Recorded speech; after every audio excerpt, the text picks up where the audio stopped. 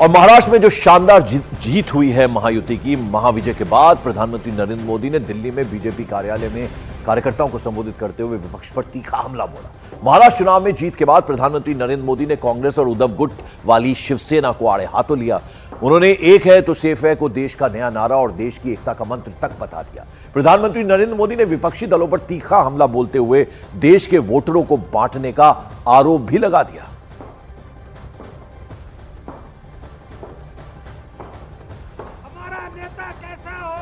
महाराष्ट्र इस देश के लिए एक तरह से बहुत महत्वपूर्ण ग्रोथ इंजन है।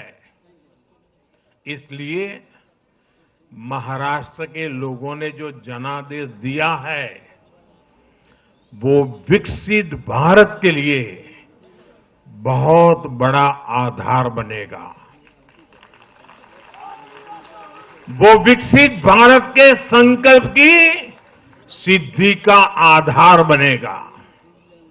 साथियों, हरियाणा के बाद महाराष्ट्र के चुनाव का भी सबसे बड़ा संदेश है एकजुटता। एक है तो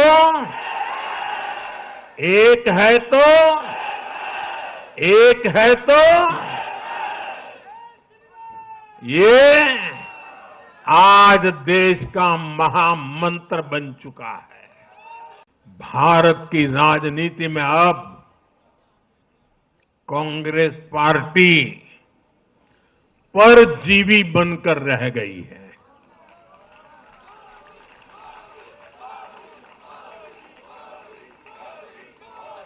कांग्रेस पार्टी के लिए अब अपने दम पर सरकार बनाना लगातार मुश्किल हो रहा है। हाल ही के चुनावों में जैसे आंध्र प्रदेश, अरुणाचल प्रदेश, सिक्किम, हरियाणा और आज महाराष्ट्र में उनका सुपड़ा साफ हो गया। कांग्रेस की घिसी पीटी विभाजनकारी राजनीति फेल हो रही है, लेकिन फिर भी कांग्रेस का अहंकार देखिए। उसका अहंकार 7वें आसमान पर है।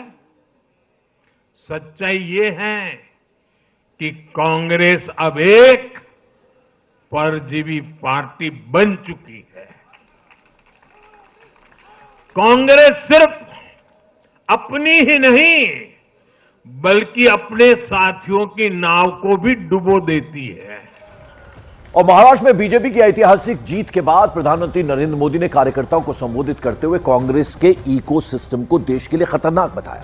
इस दौरान उन्होंने वक्फ कानून पर एक बड़ी बात भी कही, जरा वो भी सुनिए। कांग्रेस और उसके इकोसिस्टम, उन्होंने सोचा था कि संविधान के नाम पर झूठ बोलकर, आरक्षण के नाम पर झूठ बोलकर एससी, एसटी, ओबीसी को छोटे छोटे समूहों में बांट देंगे। वो सोचते थे सब बिखर जाएंगे। कांग्रेस और उसके साथियों की साजिश को महाराष्ट्र ने सिरे से खारिज कर दिया है। महाराष्ट्र ने डंके की चोट पर कहा है, एक है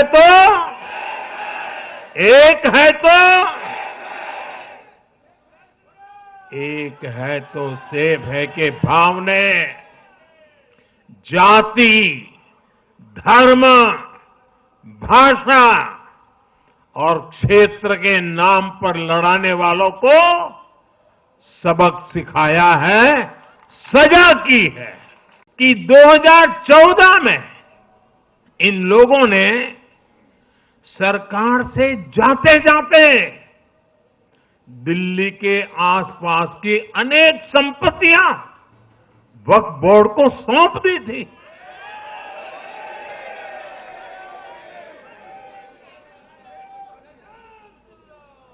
बाबा साहब आम्बेडकर जी ने जो संविधान हमें दिया है ना, जिस संविधान की रक्षा के लिए हम प्रतिबद्ध है, संविधान में वक्फ कानून का कोई स्थान ही नहीं है।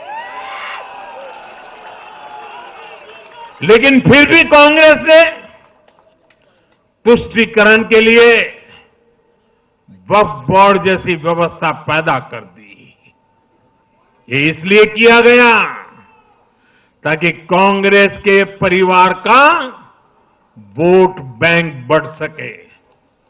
सच्ची पंथ निरपेक्षता को कांग्रेस ने एक तरह से मृत्यु दंड देने की कोशिश की है।